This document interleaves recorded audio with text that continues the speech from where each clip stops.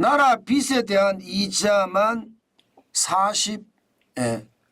25조, 세금 40% 낸다. 이 말이 여러분 사실일까요? 분명히 말입니다. 현재는 아니지만 그렇게 멀지 않는 장래에 세금을 40%까지 내야 되는 그런 불상사 당연히 옵니다. 그만큼 국가 채무도 늘고요. 이자 비용도 엄청나게 는다는 뜻이에요. 특히 이자 비용을 한번 보실래요? 이자 비용을 보시면 2019년에 18조 원이었습니다. 그러던 것이 2023년에는 무려 말입니다. 24조 7천억 원, 25조 가까이 됐다는 뜻입니다. 이자 비용이. 4년 새에 37.2%, 18조가 6조 7천억 원이 늘어서 24조 7천억 원이 됐다는 뜻이잖아요. 와, 이거 진짜 엄청납니다. 엄청납니다. 이렇게까지 이자가 늘어나면 그만큼 말입니다. 나라에 대한 부담이 굉장히 커진다는 이야기죠. 나라가 채무가 늘고 이자 비용이 늘어나면 여러분 알다시피 결국은 세금 올립니다. 결국 세금 올릴 수밖에 없거든요. 현재 또 다른 지표를 보면 국가 총 지출 대비해서 국고채 이자 비용 비중을 보면요. 지금 2023년 기준으로 3.1%까지 늘었습니다.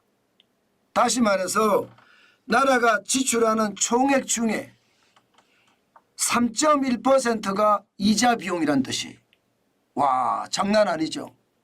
이게 2021년만 하더라도 2.2%였거든요. 지금 2022년에 2.3%. 그런데 2023년에는 3.1%까지 폭증했습니다. 진짜 엄청나게 늘어나고 있는 거죠. 이렇게 말입니다. 이자 비용이 24조 7천억까지 가고요. 국가 총 지출 중에 이자 비용 지출이 3.1%까지 늘어난 것. 이것은 어떻게 생각하면 나라가 지금도 계속 빚을 지고 있다는 뜻입니다. 지금 그 빚을 보면 사실 장난이 아닙니다. 나라 빚이라는 게 결국 채권을 발행하는 거잖아요. 그 채권, 국고채 비중을 보면 여러분 2024년 지금입니다. 4월 말 기준으로 1039조 2천억 원이에요. 엄청나죠? 이게 장난이 아닙니다. 2019년만 하더라도요. 국고채 발행 잔액이 611조 5천억 원이었습니다. 그러던 것이 말입니다. 불과 4년 사이에 998조 2023년까지 63.2%가 늘었습니다. 무려 말입니다. 386조 5천억 원이 늘었다는 뜻이에요. 게다가 2024년에는 결국 말입니다. 4월 말 기준으로 1000조가 넘어선 거예요. 1000조. 이제는요. 국고채, 국채 발행 잔액도 1000조국이 됐다는 뜻입니다. 엄청나죠. 돈 찍어서 계속 뿌리니까 그래요. 돈 찍어서 계속 뿌리니까. 여러분 2019년만 하더라도 국고채 한 해 발행 비용이요. 발행 잔액이 101조 7천억 원이었습니다. 그러던 것이 2020년에는 무려 174조 5천억 원. 2021년에는 그냥 지상 최대 180조 5천억 원. 그리고 2022년도 적지 않습니다. 168조 6천억 원. 그리고 2023년 165조 7천억 원. 올해도 말입니다. 예상은 158조 8천억 원 예상하고 있습니다. 그런데 이거는 어느 누구도 장담하지 못합니다. 왜냐하면요. 올해도 국고채 발행할 일이 태산일 수도 있습니다. 지금 현재까지 말입니다. 나라 부채가 많으니까 그 부채를 갚기 위해서 계속 결국은 또 부채를 낸다는 이야기잖아요. 그러니까 이자는 이자대로 계속 비용이 늘어납니다. 이것은 어떻게 생각하면 나라 국간이 텅텅 비어간다는 이야기입니다. 진짜 심각한 상황이죠. 사실 2020년부터 돈 뿌리기 시작한 것이 2024년까지 왔는데도 지금 많이 줄지가 못했어요. 나라 살림을 세금을 걷어들이는 것보다가 지출하는 게 훨씬 많아지니까 국고채 발행을 해서 계속해서 메꿔왔다는 뜻이잖아요. 저는 국가의 미래를 생각하지 않고 이렇게 퍼주기만 연연한 것, 그것은 결국요 미래 세대들에게 엄청난 충격을 안길 겁니다. 그 충격은요 상상을 초월할 겁니다. 국고채 발행액만 천조국이 됐으니 말입니다. 여러분 보세요. 2022년까지 조세 부담률이 역대 최고치였습니다. 23.48%까지 올라갔어요.